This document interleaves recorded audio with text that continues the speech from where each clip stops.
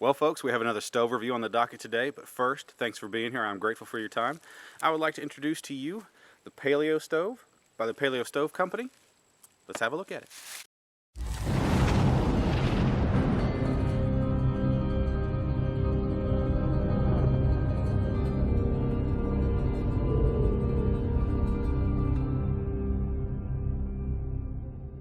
Let's go ahead and get the particulars on the stove out of the way real quick, and then we'll go ahead and get into showing you what the stove can do. It comes in a nice little cotton canvas type pouch to keep the soot and debris and stuff like that left over from cooking out of your kit. It's nice and flat, so it'll fit just about anywhere in your kit. And the overall weight, including the pouch, comes in at just hair over ½ a pound. This stove is just 3 pieces. It is a triangular fold-down type stove. As you can see here, all 3 pieces have matching ventilation holes at the bottom.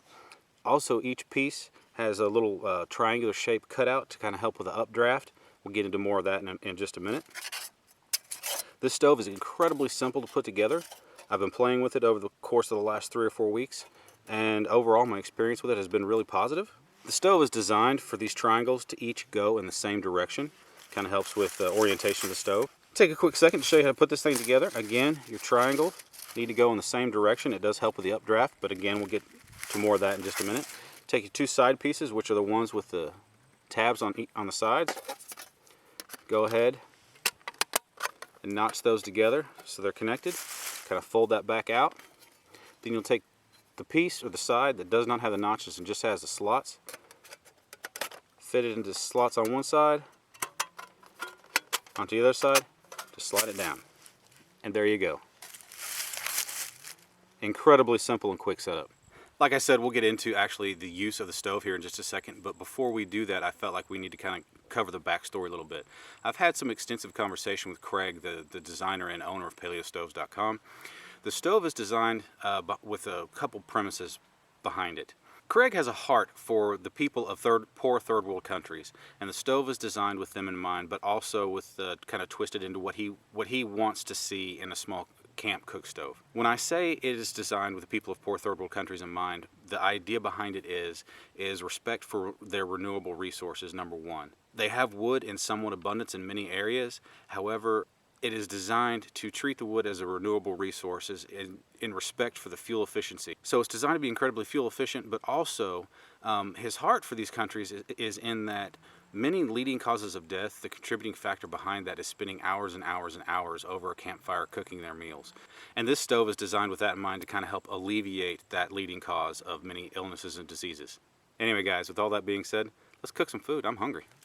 The best way I've found to light it, at least for me, and the wood that I have available, which is mostly softwood to be honest with you, is I cover up the holes, the vent holes on the bottom, with feathers and shavings, and then what I'll do is I'll just take fine debris, put that on top of that, and then go ahead and put some more feathers on top of that.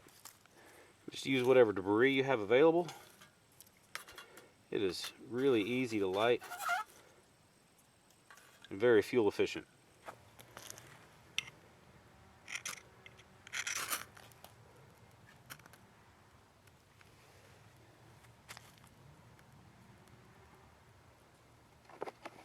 Well, that's getting established. What we're cooking up today is just a simple meal.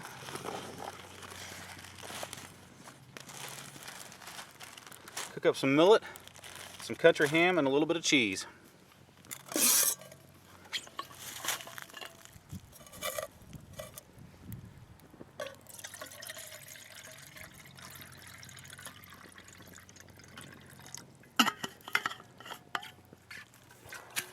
Eyeball some water. I'm not going to add any seasonings today. I'm going to let the country ham kind of flavor everything up for me. I am going to go ahead and leave the fat on that country ham because millet, unless you add butter or something like that, it likes to stick together. You'll notice the fire does like to run out the front some. That's mainly only on smaller fuel, but softwoods it does as well because they burn so easily. That is my primary wood to burn around here.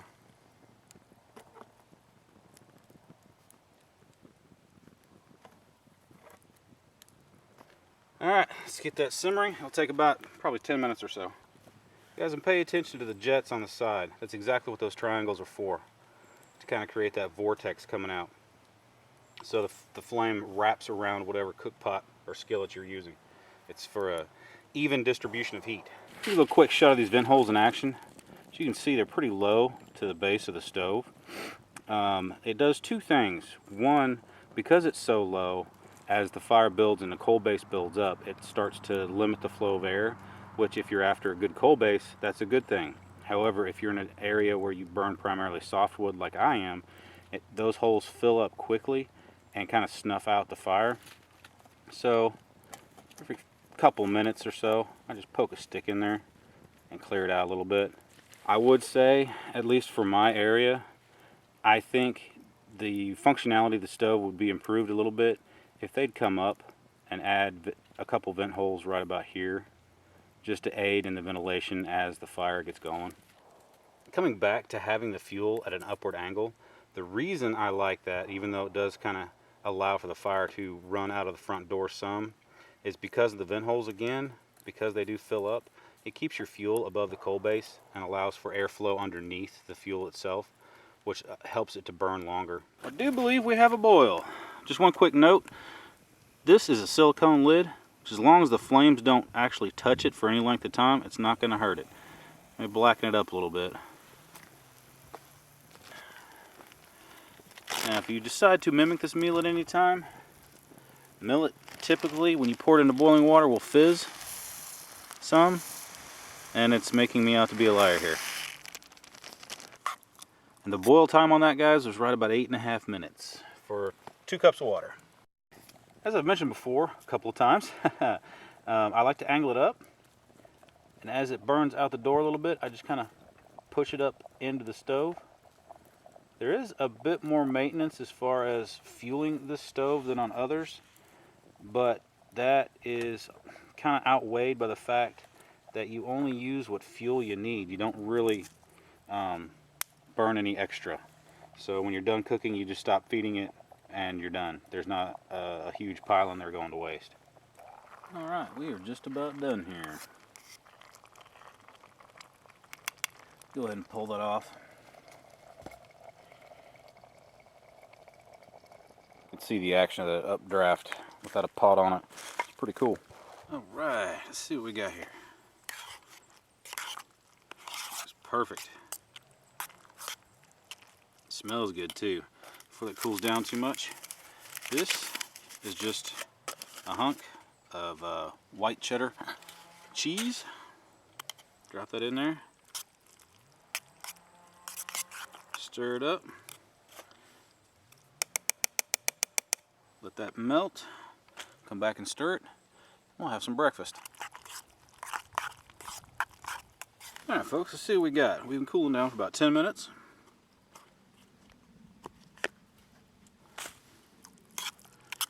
Perfect. Let's see if it's as good as I think it is. And yes, it is. I have to say, guys, stuff is really good on a cold morning in camp. Soak the millet the night before, just put it in a cup, pour water on it, let it soak up so it doesn't take as long to cook the next morning. Whip it up, about 15 minutes, you're done. It's a really good meal to stick to your ribs. And that's one thing I love about fall, wintertime, spring camping, is the world is your refrigerator, so you can bring things out here like cheese and not have to worry about it. That is good.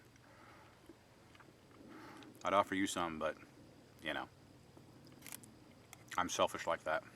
Alright, well let's go over some likes and advantages of the stove real quick. Number one I like about it is it's small and compact and it's light and easy to carry. It's really thick gauge steel, so it's nice and sturdy. It's super easy and simple to put together. It's quick, I mean it's bam, it's done. No muss, no fuss, there you go. You're ready to cook. One thing that's really impressed me is the temperature control on this thing. It's primarily set up to be to use just on debris that you find on the forest floor or wherever you're at. And so you're typically putting in small amounts at a time. And in doing so, you can really control what temperature you need. If you need to add more heat, just stuff more in there. If you don't need any more heat, just don't add anything in there. Or kind of pull what fuel you have in there back out just a little bit.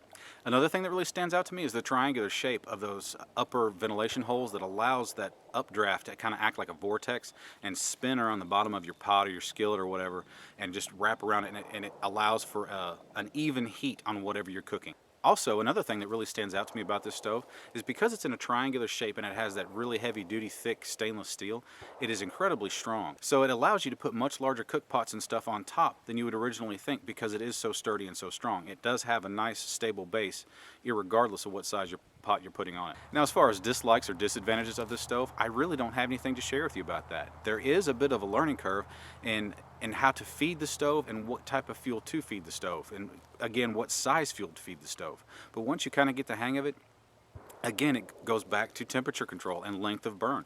You really are able to fine tune how long you want it to burn, how hot you want it to burn, and what type of fuel you want to put in it. And again, going back to those ventilation holes, I do think the stove design itself might be helped out a little bit if they would add ventilation holes in the midsection of the stove walls, but you know, that just may be my opinion, and I couldn't say for sure until I actually tried it. And the last thing about this stove, guys, is the price point is right in the mid-range for comparable stoves. It's right about $49.50, I believe, on Amazon. Last I looked, it was anyway. I'll go ahead and put a current link in the description of this video. Anyway, thanks again to PaleoStove for sending that out to me to try and to show off and introduce to you guys. Anyway, folks, thank you very much for choosing to spend your time with me today. I do truly appreciate it very much. Guys, if you like the video, please go ahead and give me a thumbs up. It does help me out quite a bit. Also, guys, if you haven't hit the subscribe button yet, please go ahead and do so. I've got much more content coming out about camp cooking, knife reviews, playing with fire, stuff like that. Also, folks, please hit up the comment section. Let me know what you think about this stove. Ask questions, start a discussion. Let's just talk about it. Anyway, thank you very much, and I will see you next time. Have a great day.